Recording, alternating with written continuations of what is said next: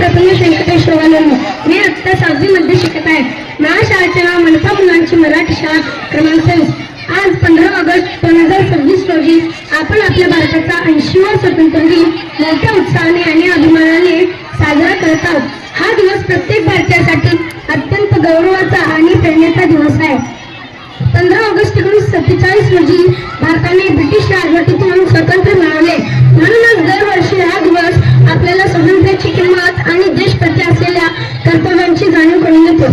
मित्रांनो, आज आपण स्वतंत्र भारताचा मोकळा श्वास घेत आहोत. आपल्याला शिक्षणाचा अधिकार आहे, आपल्याला आपले विचार मांडण्याची स्वातंत्र्य आहे, आपल्याला आपली भविष्याची स्वप्ने पाहण्याची संधी आहे.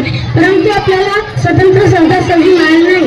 डॉक्टर बाबासाहेब आंबेडकर, नेताजी सुभाषचंद्र बोस, लोकमान्य टिळक अशा असंख्य ज्ञात अज्ञात देशभक्तांनी स्वतंत्र भारताच्या संघर्ष केला. त्यांच्या त्यागामुळेच आज आपला तिरंगा अभिमानाने फडकत आहे. ना जातीसाठी लढले, ना जातीसाठी लढले, ना धर्मासाठी लढले. शूर भारतीय फक्त देशासाठी लढले, फक्त देशासाठी लढले. स्वतंत्र हा विविधतेने नटलेला देश आहे.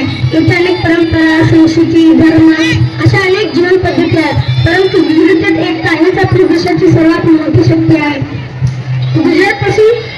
गुजरातपासून अरुणाचल प्रदेशपर्यंत आपण सर्वजण एका तिरंग्याखाली एकत्र जा. आपली पोशाख वेगळं असू शकतात, आपले धर्म जात वेगळं असू शकतात, आपले सण उत्सव वेगळं असू शकतात, परंतु आपला देश एकच आहे. स्वातंत्र्यानंतर भारताने विविध क्षेत्रात प्रगती केली आहे. विज्ञान, तंत्रज्ञान, शेती, उद्योग, शिक्षण आणि संरक्षण क्षेत्रात भारताने आपली वेगळीच ओळख निर्माण केली आहे.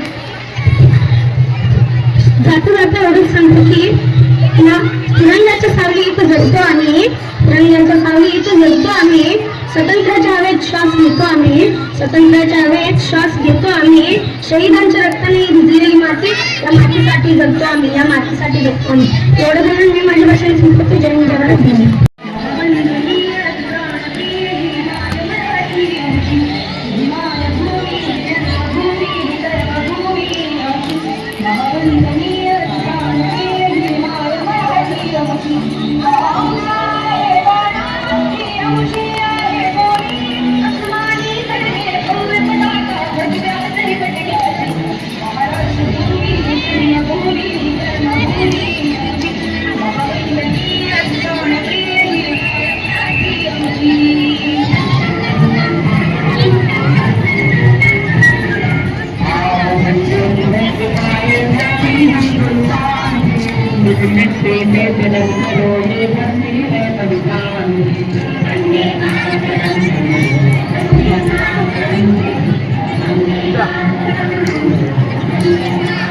सामने आ रहे, इधर सामने आ रहे।